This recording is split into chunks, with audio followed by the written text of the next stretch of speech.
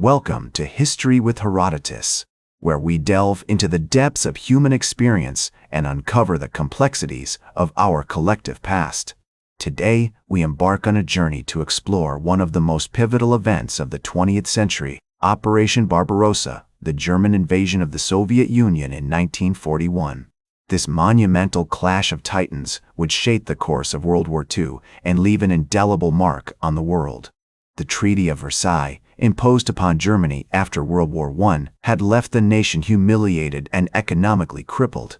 The German people seethed with resentment, creating a fertile ground for extremist ideologies to take root.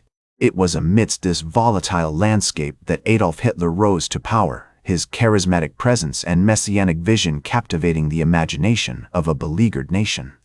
Hitler's ascension to the chancellorship in 1933 marked the beginning of a new era in German politics. With each passing year, his grip on power tightened as he systematically dismantled democratic institutions and consolidated control over the military. The Nazi regime's aggressive expansionism soon became apparent, as Germany annexed Austria in 1938 and invaded Czechoslovakia, prompting a tepid response from Western powers. Meanwhile, in the Soviet Union, Joseph Stalin had been busy consolidating his own power, eliminating potential rivals through a series of brutal purges.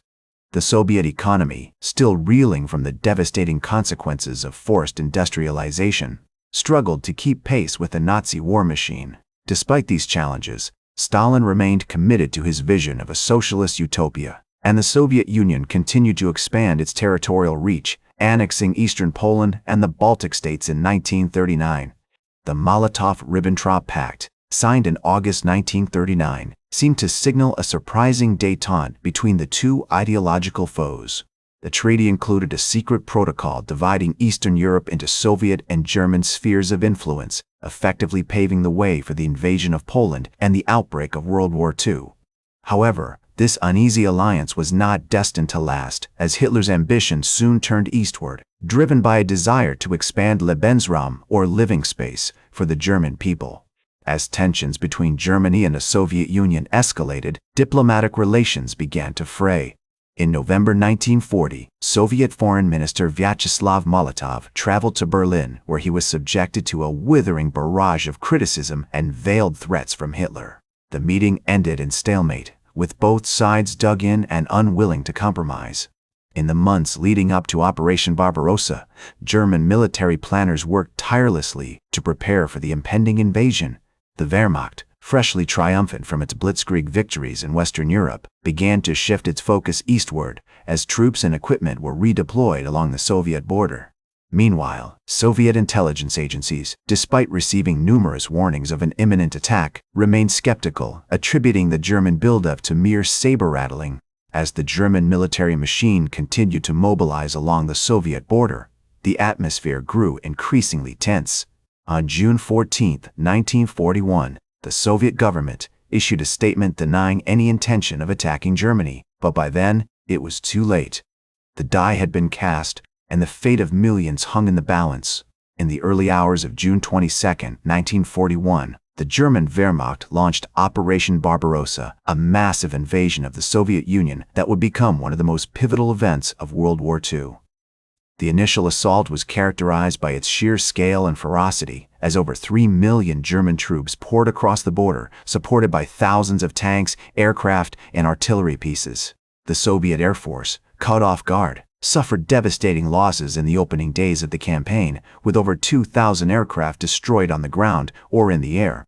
As the German panzers advanced deep into Soviet territory, they encountered fierce resistance from pockets of Red Army troops, but the Soviet defenses were ultimately unable to withstand the onslaught. One of the most significant early battles took place near the city of Minsk, where a large Soviet force was encircled and destroyed by the German 2nd and 3rd Panzer Groups. The battle, which lasted from June 24 to July 3, 1941, resulted in the capture of over 300,000 Soviet troops and marked a significant turning point in the campaign. As the Germans continued their advance, they encountered increasingly brutal resistance from Soviet partisans and regular army units, who employed scorched earth tactics to deny the enemy food, shelter, and supplies. The German army's progress was also hindered by the notorious Russian weather, as the summer rains turned the roads into quagmires and made it difficult for tanks and trucks to move. Despite these challenges, the Wehrmacht continued to push forward, driven by Hitler's obsessive desire to capture Moscow and deliver a knockout blow to the Soviet Union. As the weeks turned into months, the Soviet people began to rally behind their leader, Joseph Stalin, who emerged from his initial shock and paralysis to issue a series of defiant speeches and orders. In a famous radio address on July 3, 1941, Stalin declared, "The enemy is at the gate and we must rise up to defend our motherland." His words had a profound impact on Soviet morale, as people from all walks of life began to mobilize for the war effort. As the summer wore on, the German army continued its relentless advance, capturing key cities like Smolensk and Kiev, but at an increasingly high cost in blood and treasure. The Soviet Union, despite suffering catastrophic losses, refused to yield, and the war became a grinding, attritional struggle that would ultimately decide the fate of Europe. By August 1941, the German army had advanced over 500 miles into Soviet territory, but its supply lines were stretched to the breaking point, and the Red Army was beginning to regain its balance. The battle for Smolensk, which lasted from July 10 to September 10, 1941, was a particularly brutal and decisive engagement as the German army attempted to capture the city and secure a vital crossing over the Dnieper River. The Soviet defenders, led by General Konstantin Rokossovsky, put up a fierce resistance, but ultimately they were forced to withdraw, leaving behind thousands of dead and wounded soldiers. As the Germans claimed victory in Smolensk, they began to prepare for their next major objective, the capture of Moscow, the Soviet capital. As the German army prepared to capture Moscow, they faced a daunting task, with the Soviet defenses growing stronger by the day. The battle for Moscow, which began in October 1941, would prove to be one of the most pivotal and brutal engagements of the war. The Soviet commander, General Georgy Zhukov, had assembled a massive force of over 1 million troops, determined to defend the city at all costs. The German army, led by General Fedor von Bock, launched a series of ferocious attacks, but the Soviet lines held firm and the Germans suffered heavy losses. As the winter of 1941-42 set in, the German army found itself ill-prepared for the harsh Russian weather, with temperatures plummeting to 40 degrees Celsius. The Soviet army, on the other hand, was well adapted to the conditions, and they launched a series of devastating counterattacks that pushed the Germans back. By January 1942, the German army had been forced to retreat from the outskirts of Moscow, marking a significant turning point in the war. As the months passed, the Soviet Union continued to gain momentum, with the Germans suffering a series of costly defeats. The Battle of Stalingrad, which lasted from August 1942 to February 1943, was a particularly crushing blow, with the German Sixth Army being encircled and destroyed. The Soviet Union had finally gained the upper hand, and the Germans would never fully recover from the losses they suffered during Operation Barbarossa. In the end, Operation Barbarossa proved to be a disastrous gamble for Hitler and the German army.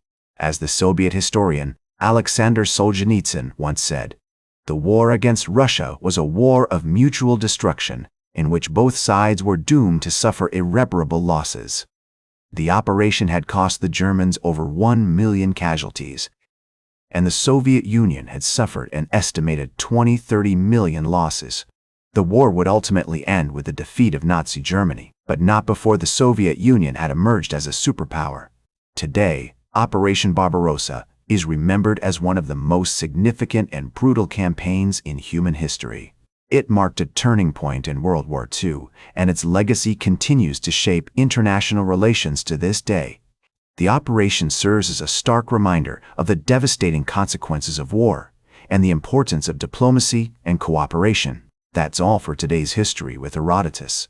Remember to like, share, and subscribe, and until next time, remember that, to understand the present, we must first understand the past.